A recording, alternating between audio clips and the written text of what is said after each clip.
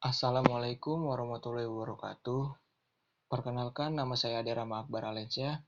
Di sini saya akan menjelaskan materi mengenai teks negosiasi untuk kelas 10 SMA.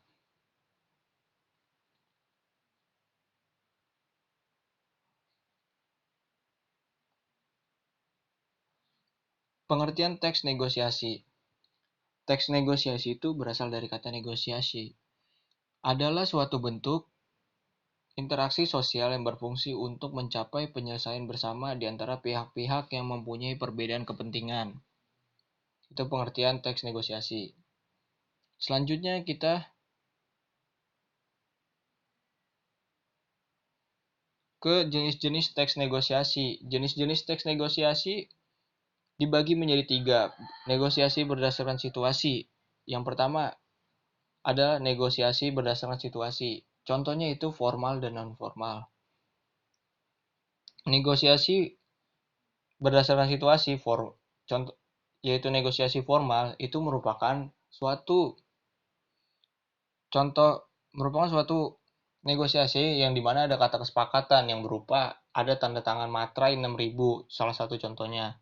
Dan non formal itu bisa kita aplikasikan ke dalam kehidupan kita sehari-hari, yaitu contohnya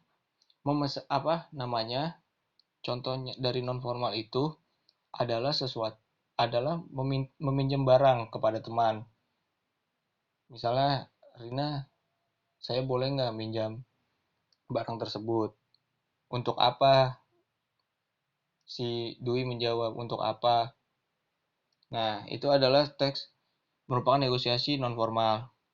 Yang kedua yaitu negosiasi berdasarkan jumlah negosiator, di mana negosiasi ini ada 2 contohnya, pihak menengah dan tanpa pihak menengah. Pihak menengah, contoh dari negosiasi dengan pihak menengah ini yaitu misalkan kita membeli mobil atau motor, kan di situ ada sales. Nah, salesnya itu menawarkan produk dan memberikan harga. Nah, barulah ketika ada kata sepakat, salesnya tadi menghubung peran sebagai penghubung atau penjembatan yang menghubungkan antara penjual dan pembeli.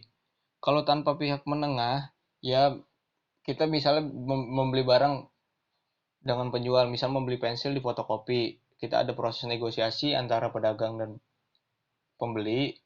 Nah, itu termasuk negosiasi tanpa pihak menengah. Yang ketiga, negosiasi berdasarkan untung rugi. Di sini ada kolaborasi, misalkan barang apa saja yang pengen kita jual, dikolaborasikan untuk menjadi sesuatu yang baik. Nah, di sini selanjutnya ada dominasi. Dominasi apa yang paling dominan dalam produk yang ditawarkan pedagang tersebut. Nah, ini ada proses negosiasi. Nah, akomodasi itu merupakan suatu bentuk di mana negosiasi ini menghasilkan suatu bentuk atau output. Outputnya ini bisa berupa uang atau benda. Nah, yang terakhir, menghindari konflik. Biasanya ada proses negosiasi nih di dalam jaksa, misalnya jaksa ada proses negosiasi untuk menghindari konflik dari pihak pertama dan pihak kedua. Misalnya pembelian tanah, untuk menghindari konfliknya itu ada negosiasi yang baik.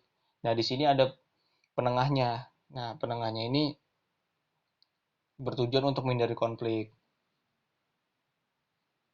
Selanjutnya, ciri-ciri teks negosiasi. Yang pertama, menghasilkan kesepakatan yang saling menguntungkan. Di sini teks negosiasi itu bertujuan untuk menghasilkan kata sepakat dan saling menguntungkan antara satu sama lain, antara penjual dan pembeli. Yang kedua, mengarah pada tujuan praktis. Misalkan tujuannya pembeli memberi barang yang ada di pedagang untuk keperluan dirinya dan kehidupan sehari-harinya.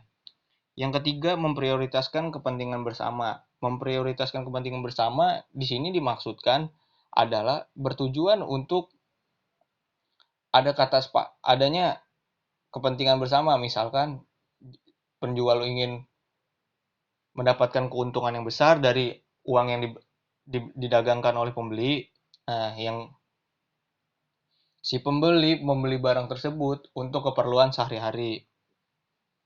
Yang terakhir merupakan sarana untuk mencari penyelesaian. Nah, sarana untuk mencari penyelesaian ini yaitu tadi adanya suatu bentuk negosiasi. Nah, negosiasinya ini bisa alot, bisa panjang atau bisa singkat, tergantung kesepakatan antara penjual dan pembeli.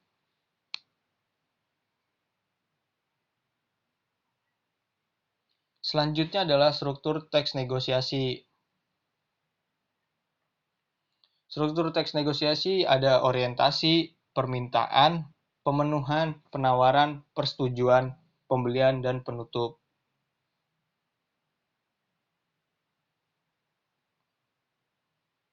Nah, ini adalah contoh dari struktur teks negosiasi.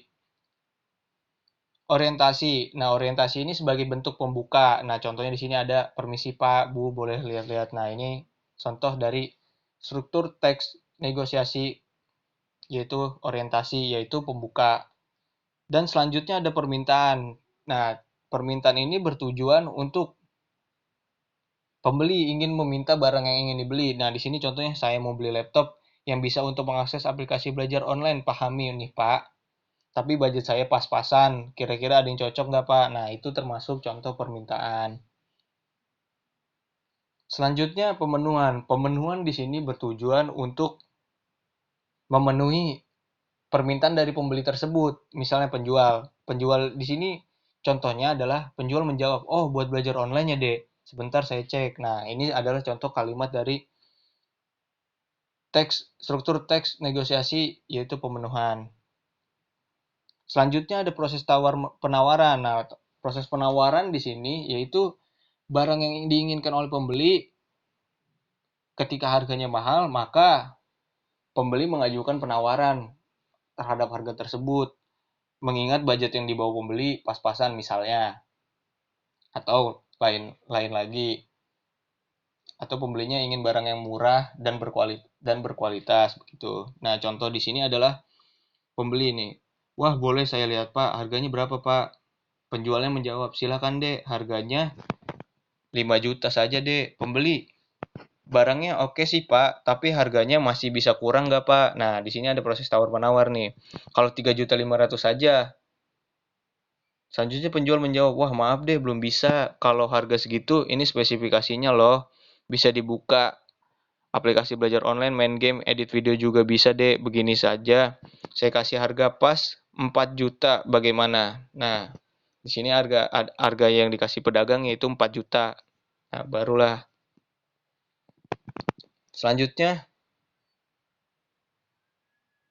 pembelian. Akhirnya dalam proses pembelian itu pembeli menginginkan sekali barang yang ingin dibelinya. Contohnya di sini pembeli, boleh dikurangi sedikit lagi nggak Pak? Kalau boleh 3.800.000 saya bayar cash. Penjual, wah bagaimana ya? Oke deh 3.800.000 deal ya Dek. Saya siapkan barangnya sekalian saya install sistem operasinya. Nah di sini merujuk kepada proses pembelian. Pembeli sudah adanya kata sepakat ingin membeli barang tersebut. Selanjutnya ke bagian penutup. Penutup di sini pembeli.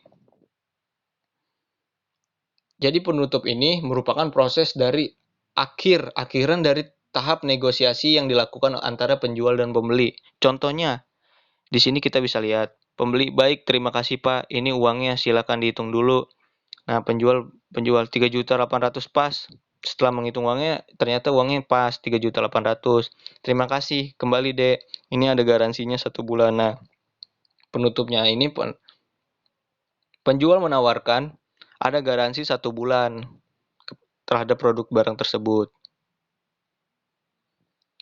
Selanjutnya masuk ke kaidah kebahasaan teks negosiasi. Bahasa yang digunakan dalam teks negosiasi ini menggunakan bahasa yang santun, di mana bahasanya ini menggunakan bahasa yang sopan dan jelas. Jelas di sini ya kita bisa lihat misalnya penjualnya tersebut itu lebih tua dari kita harus menggunakan sopan santun yang baik serta bahasa yang sopan dan jelas. Kedua, terdapat ungkapan persuasif. Nah, di sini persuasifnya ini bertujuan untuk membujuk kepada si penjual agar barang yang ingin dibelikan pembeli itu bisa adanya kata sepakat gitu. Selanjutnya berisi pasangan tuturan. Nah, pasangan tuturannya ini itu berupa ada proses tahap interaksi negosiasi yang dimana ada proses-proses negosiasi-negosiasi yang dilakukan oleh penjual dan pembeli. Selanjutnya, kesepakatan yang dihasilkan tidak merugikan dua pihak. Jadi, kesepakatan yang dihasilkan itu tidak membuat penjual maupun pembeli itu rugi. Di sini misalkan penjual menjajakan barang dagangannya tersebut karena ingin mendapatkan keuntungan untuk memenuhi kehidupan sehari-hari, sementara pembeli untuk dipakai dalam kehidupan sehari-hari yang bermanfaat untuk dirinya. Selanjutnya, bersifat memerintah dan memenuhi perintah. Jadi ketika pembeli melakukan memerintah, saya ingin barang ini, maka penjual harus memenuhi perintah tersebut. Dan tidak boleh ada harus menggunakan kata yang sopan juga dalam bersifat memerintah maupun memenuhi perintah. Selanjutnya, tidak berargumen dalam satu waktu. Artinya berargumen dalam satu waktu ketika penjual dan pembeli melakukan proses negosiasi, yaitu tadi pembeli misalkan menawarkan harga segini, tidak boleh dia terus-teruskan memberikan pendapatnya kepada penjual. Harus nunggu penjualnya yang menyampaikan pendapat selanjutnya, baru ketika itu barulah bisa.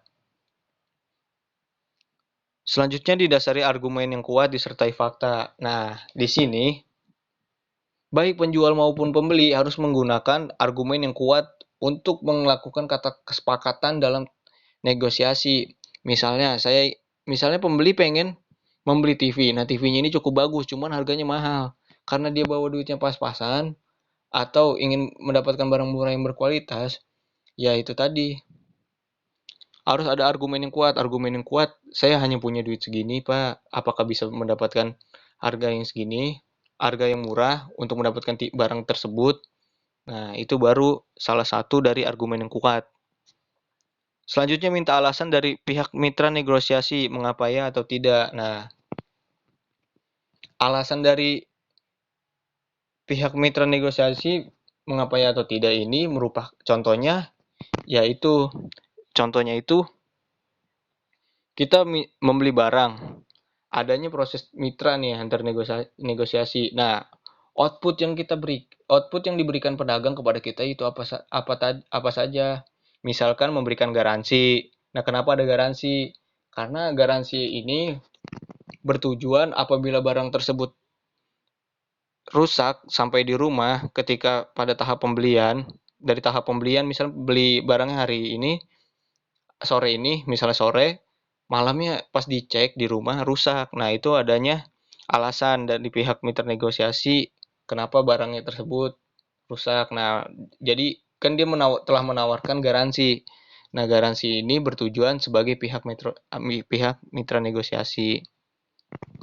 Selanjutnya, jangan menyela argumen.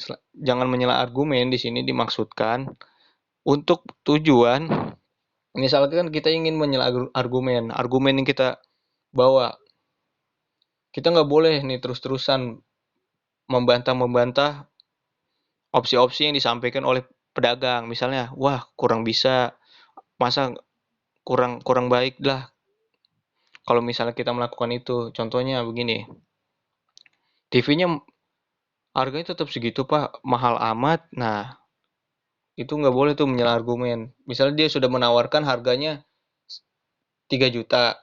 Nah, terus kalian sebagai pembeli membantah, mahal amat harganya, itu nggak boleh tuh kayak gitu. Apakah jawaban yang baiknya, apakah bisa kurang lagi atau tidak Pak, begitu. Baik, selanjutnya kita masuk ke contoh analisis teks negosiasi.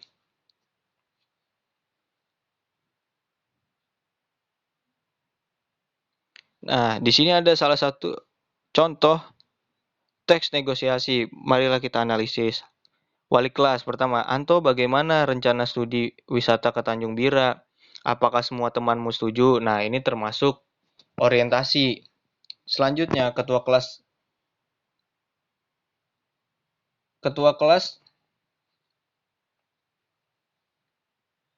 menjawab, saya sudah berbicara dengan teman-teman, Bu. Cuma ada usulan studi wisata ke Pantai Marina saja, Bu. Itu termasuk contoh permintaan. Selanjutnya wali kelas, wah kenapa bisa begitu? Nah itu juga termasuk permintaan. Ketua kelas melakukan proses lagi tuh, namanya itu penawaran. Kalau Tanjung Bira, sekolah kita sudah sangat sering berkunjung ke sana. Sedangkan Pantai Marina belum pernah sama sekali. Wali kelas menjawab tuh ada proses tawar-menawar lagi tuh. Tapi Anto, Ibu sudah bicarakan rencana ini kepada Bapak Kepala Sekolah dan beliau sudah menyetujuinya. Ketua kelas menjawab, iya Bu, tapi sepertinya banyak teman-teman yang tidak ikut jika studi wisata itu dilaksanakan di Tanjung Biara. Nah, itu termasuk permintaan. Selanjutnya wali kelas menjawab, aduh jadi gimana ya padahal ibu sudah mempersiapkan semuanya. Nah ini ada proses pemenuhan yang dilakukan wali kelas. Ketua kelas melakukan proses pemenuhan lagi. Begini saja Bu, biar saya dan teman-teman yang menghadap kepala sekolah dan menceritakan rencana ini. Itu termasuk proses pemenuhan. Selanjutnya wali kelas menjawab, baiklah kalau begitu secepatnya kamu bicara dengan beliau. Laporkan ke ibu hasilnya. Ketua kelas menjawab, baik Bu, itu merupakan salah satu proses penutupan.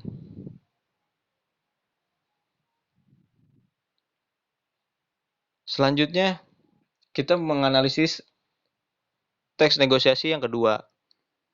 Di sini ada penjual dan pembeli. Penjualnya ini menawarkan gitar kepada pembelinya.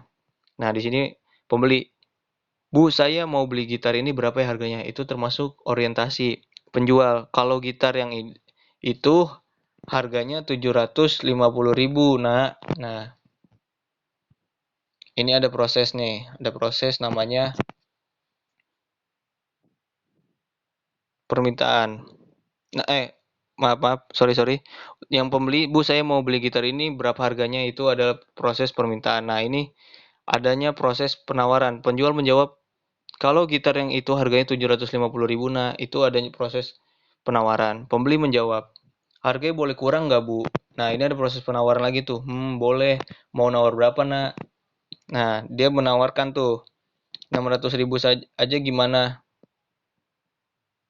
Nah pembeli ini melakukan proses permintaan. Wah harga segitu rasanya tidak bisa nak. Ini ada proses pemenuhan, ada proses pemenuhan nih. Kalau 625.000, nah ini pemenuhan nih, pemenuhan lagi yang dilakukan oleh pembeli. Penjual menjawab, naikin dikit nak, 650.000 ibu lepas gitarnya. Nah ini ada termasuk proses negosiasi. Naikin dikit, jadi harganya 625.000 mencapai kata sepakat di angka 650.000 baru penjual melepaskan gitarnya. Nah selanjutnya pembeli menjawab, iya deh Bu, saya setuju. Ini uangnya. Nah uangnya telah dikasihkan, itu adalah proses penutupan dari teks negosiasi contoh yang kedua ini. Sekian dari saya. Apabila ada kata-kata kurang berkenan, tolong dibukakan pintu maafnya. Semoga materi ini dapat bermanfaat untuk kalian semua. Dan yang melihat materi ini atau yang menonton materi ini bisa mendapatkan syafaat di yaumil akhir nanti. Semoga ilmu yang saya sampaikan atau materi yang saya sampaikan ini membuat berkah untuk kita semua. Sekian dari saya.